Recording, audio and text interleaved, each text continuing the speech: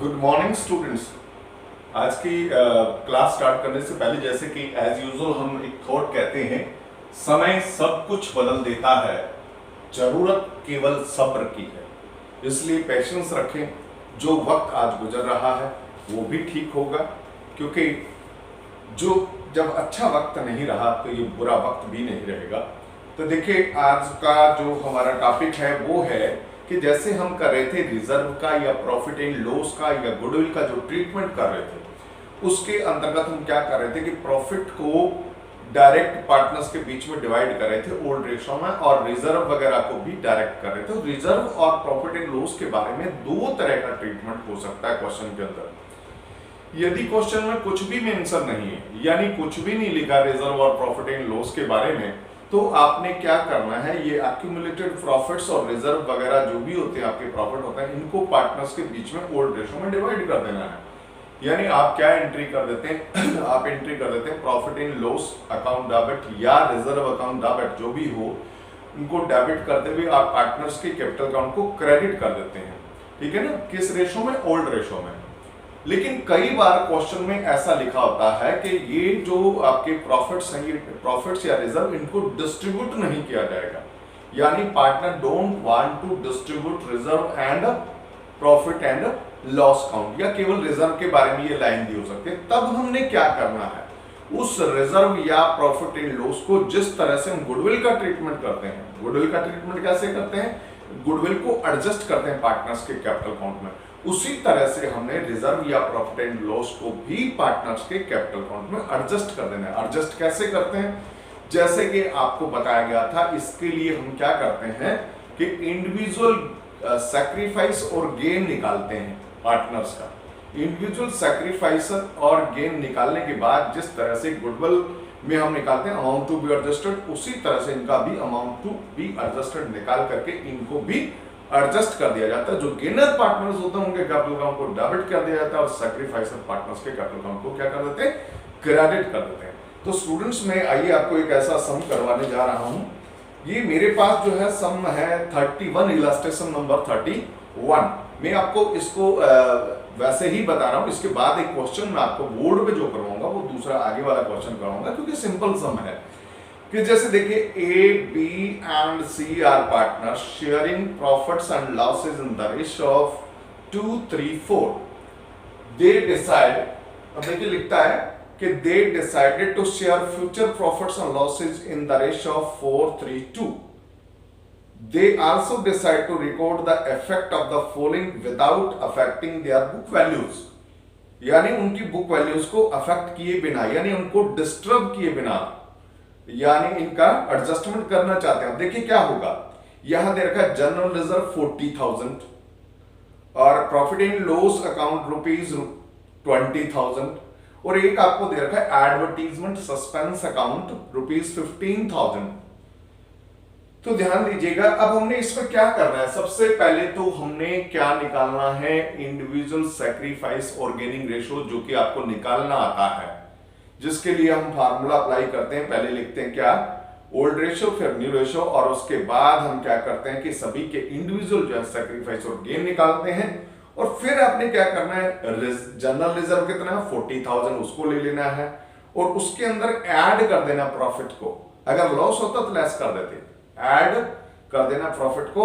लेकिन जो advertisement suspense count है, ये क्या है, ये आपकी फिक्टिशियस एसेट है, इसलिए इसको लेस कर देंगे। इसको क्या कर देंगे, आप लेस कर देंगे। तो ये 40,000 प्लस 20,000 माइनस जो एडवर्टीजमेंट सस्पेंस है वो है 15,000। तो इस तरह से आपका 45,000 आया। ये जो 45,000 है, इसमें से हमें अमाउंट टू बी एडजस्टेड निकाल लेना है। जो टोटल सैक्रिफाइस और गेन है उसको हमने लेकर के अमाउंट टू बी एडजस्टेड निकालना है। तो ये 45,000 का अगर अमाउंट टू बी एडजस्टेड निकालेंगे तो देखिए, क्योंकि इनका जो एग्रीगेट जो है वो आपका आ रहा है, टोटल सैक्रिफाइस और गेन जो आ रहा है, इनका देखिए क्या आ रहा है कि जो आपका ए है वो तो गेन कर रहा है 2/9, और बी 2/9 सैक्रिफाइस, सी जो है 2/9 सैक्रिफाइस कर रहा है, वाइल जो बी है वो ना सैक्रिफाइस कर रहा है और ना ही गेन कर रहा है, यानी उस पर कोई इफेक्ट नहीं हो रहा है। तो आपने अमाउंट टू बी एडजस्टेड अगर 45,000 का आप निकालेंगे 2/9 तो आएगा आपका कितना आ जाएगा, ये आपका 2/9 निकालने से देखिए आ जाएगा 10,000। कितना आ जाएगा 10,000। तो गेनर कौन है, गेनर आपका है ए। तो आपने एज कैपिटल काउंट को डेबिट करना और सीज कैपिटल काउंट को क्रेडिट कर देना। इस तरह से ये एडजस्टमेंट हो गई और नरेशन में डाल देना adjustment for general reserve, profit and loss count and advertisement suspense on account of change in profit sharing ratio. तो इस तरह से ये सम आपका कंप्लीट हो जाएगा। अब मैं आपको जो क्वेश्चन करवाने जा रहा हूं वो है 33 नंबर इलस्ट्रेशन। देखिए इसमें लिखता है कि Divya and Pooja are partners in firm sharing profits and losses in the ratio of 3:2।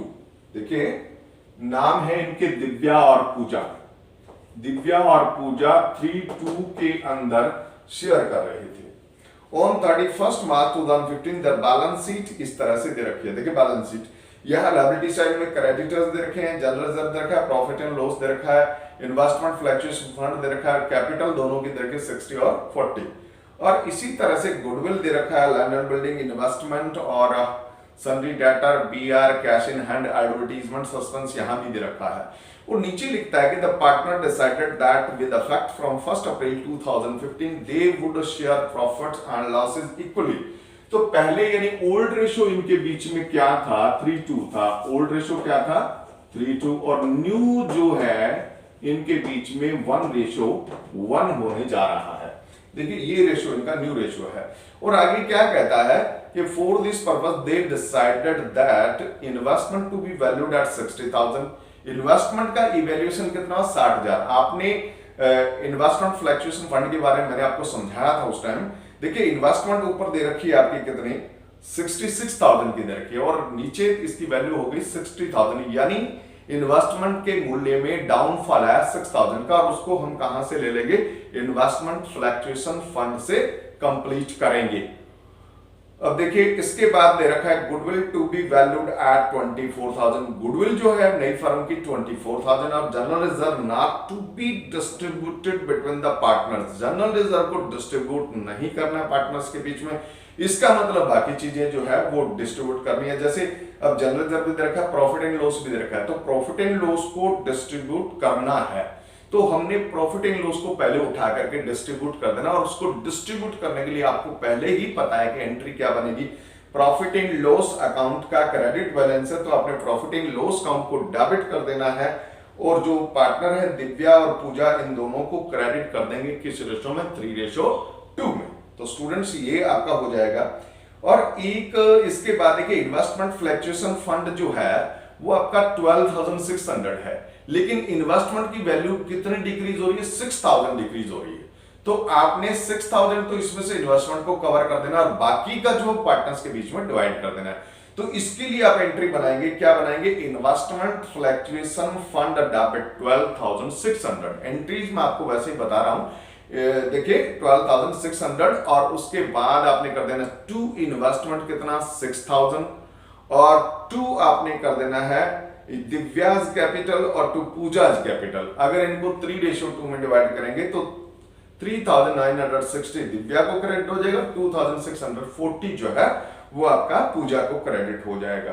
तो इसी आपने क्या कर देना है, ये कर देंगे आप कि loss on investment right of, इस तरह से आपने इसको कर देना है। और इसके बाद देखिए यहां पर एडवर्टाइजमेंट सस्पेंस अकाउंट भी आपको दिया हुआ है, तो एडवर्टाइजमेंट सस्पेंस अकाउंट को भी आप एडजस्ट कर देंगे। इसके लिए आप क्या करेंगे कि पार्टनर्स कैपिटल अकाउंट को डेबिट करेंगे। पार्टनर्स कैपिटल अकाउंट को आपने क्या करना है, डेबिट करना है। तो पार्टनर्स कैपिटल अकाउंट को डेबिट करेंगे किस रेशो में, 3:2 के अंदर और 2 कर देंगे एडवर्टाइजमेंट सस्पेंस।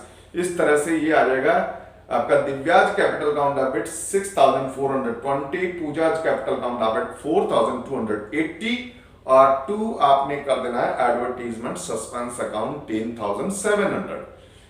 और स्टूडेंट्स इसने बाद में यहां लिखा था कि गुडविल जो है ऑलरेडी जो दे रखी थी बैलेंस शीट के अंदर वो 16,000 है, उसको आपने राइट ऑफ कर देना है। ऑलरेडी गुडविल अगर दिया हुआ है किसी भी बैलेंस शीट के अंदर तो उसको राइट ऑफ कर देते हैं। और राइट ऑफ कैसे करते हैं, राइट ऑफ करते हैं पार्टनर्स कैपिटल अकाउंट को डेबिट करके गुडविल को क्रेडिट कर देना, क्योंकि गुडविल एसेट है, डेबिट होने से इंक्रीज होती है और क्रेडिट होने से क्या हो जाती है, डिक्रीज हो जाती है। तो आपने एंट्री क्या बनाना है कि Divya's capital account debit, Pooja's capital account debit to goodwill, और 3:2 के अंदर इनको डेबिट करना है, जो कि हो जाएगा आपका दिव्याज कैपिटल अकाउंट डेबिट 9600 से और पूजाज कैपिटल अकाउंट 6400 से, और आपने कर देना टू गुडविल।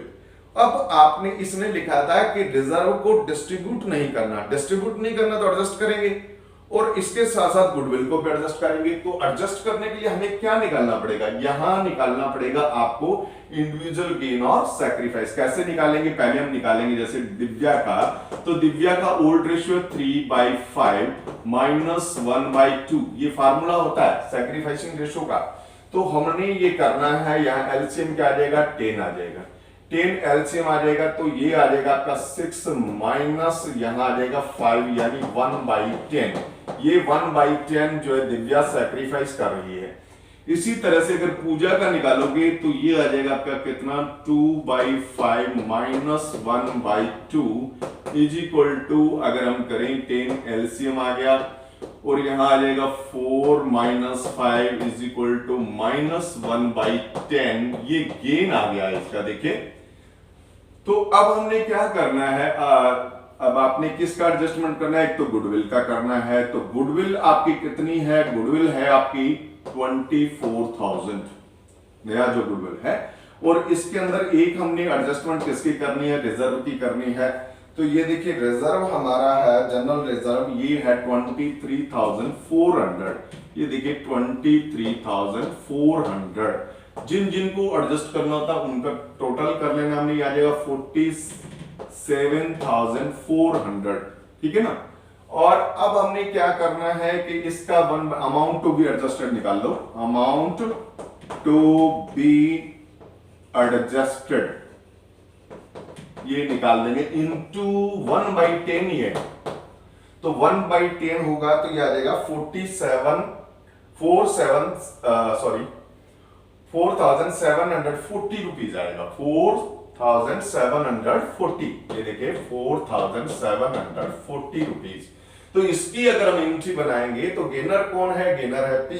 तो आपने करना पूजाज कैपिटल अकाउंट डेबिट, देखिए पूजाज कैपिटल अकाउंट डेबिट 4740, और 2 कर देना दिव्याज कैपिटल, दिव्याज कैपिटल 4740। इस तरह से ये एंट्री आपने बना दी, ओके। और इसके बाद इसने मांगा आपसे कि जनरल एंट्री तो मैंने आपको बता दी, prepare the revised balance sheet of the firm. इसने रिवाइज्ड बैलेंस शीट मांगा है, तो रिवाइज्ड बैलेंस शीट अगर हम बनाएंगे तो रिवाइज्ड बैलेंस शीट बनाने के लिए आपको पहले जो है कैपिटल अकाउंट बनाना पड़ेगा। और कैपिटल अकाउंट हम क्या करेंगे कि हम यहां पर कैपिटल अकाउंट आपको जो वर्किंग नोट में बना देंगे। तो वर्किंग नोट में अगर हम कैपिटल अकाउंट बनाएंगे तो देखिए किस तरह से आपका बनेगा। बैलेंस शीट हम ऊपर बनाएंगे, ये वर्किंग नोट में हम कैपिटल अकाउंट बना रहे हैं। 2 ही तो पार्टनर है हमारे पास, ये देखिए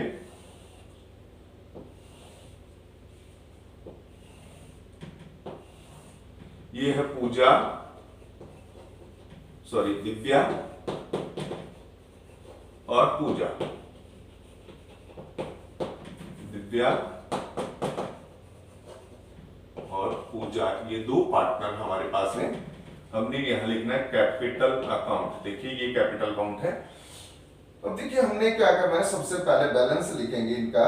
आपको बैलेंस दिया हुआ है बैलेंस शीट के अंतर्गत, दिव्या का है, या लिखेंगे बाय बैलेंस बीडी।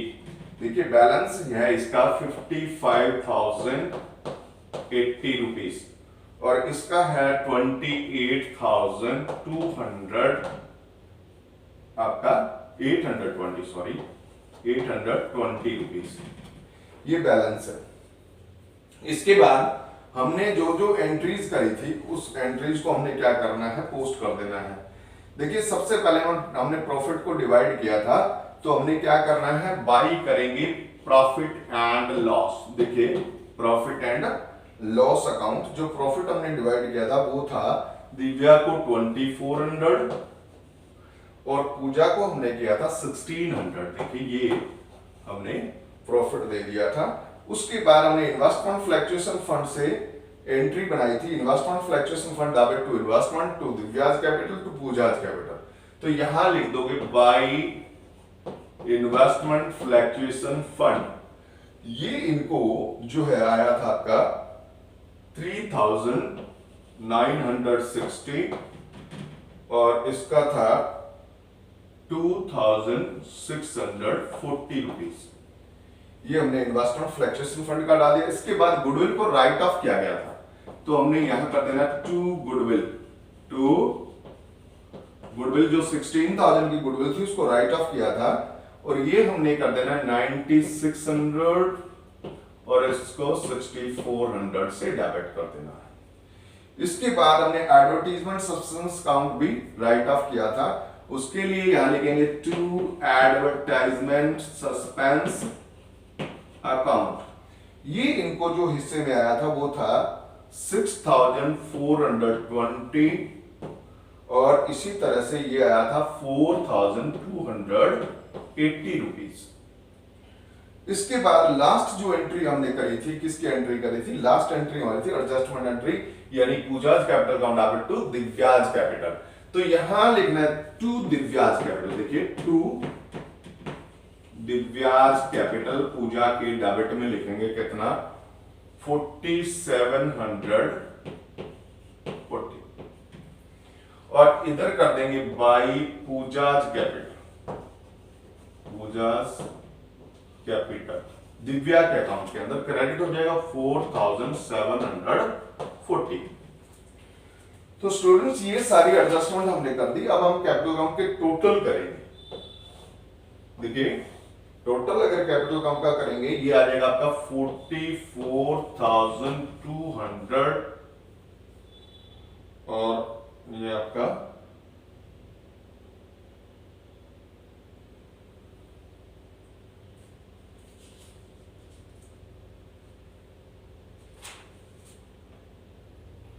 सॉरी ये जो बैलेंस थे ये हमारे लिखे गए गलत।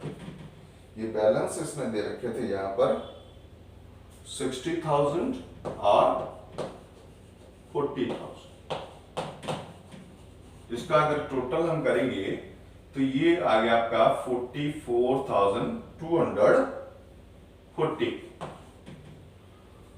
और इसी तरह से अगर हम करेंगे इसका दूसरे का, वो आपका आएगा 71,000। ये देखिए 71,000 और 100 कि इनका टोटल आ गया।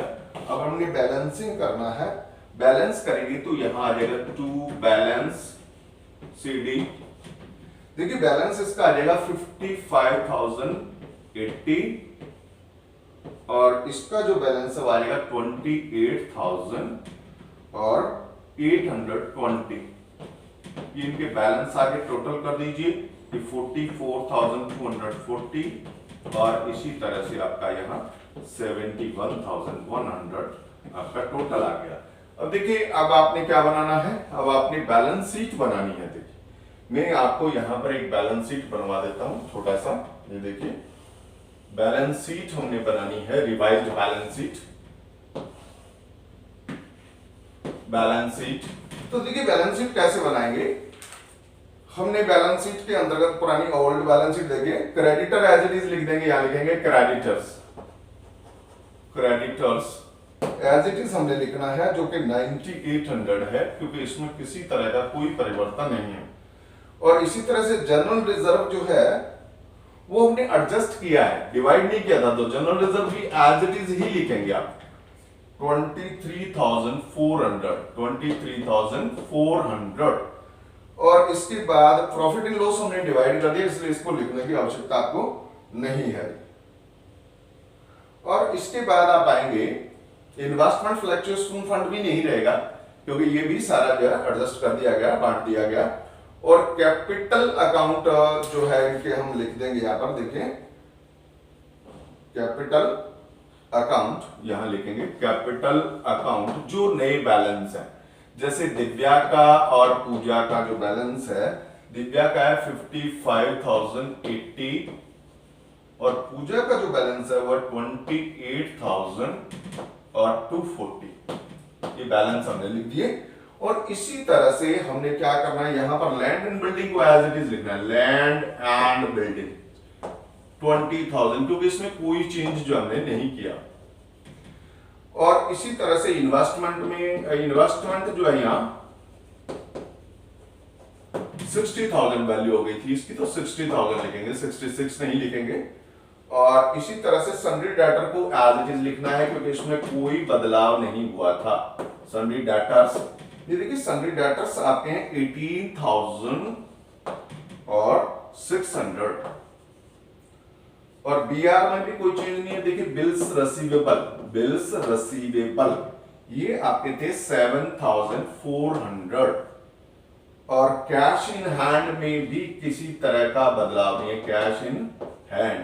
और गुडविल हमने राइट ऑफ कर ही दी थी, इसलिए नहीं दिखाएंगे। ये आपका कैश इन हैंड है 11,100, 11,100 हमने ये दिखा दिया है। स्टूडेंट्स देखिए, इसमें गुडविल हमने राइट ऑफ कर दिया, इसलिए नहीं दिखाएंगे। और एडवर्टीजमेंट सस्पेंस काउंट भी राइट ऑफ कर दिया था, इसलिए नहीं दिखाएंगे। और इसका टोटल कर देंगे, बैलेंस शीट का टोटल आएगा 1,17,100 और ये 1,17,100। देखिए इस तरह से स्टूडेंट्स ये आपका सम जो है कंप्लीट हुआ।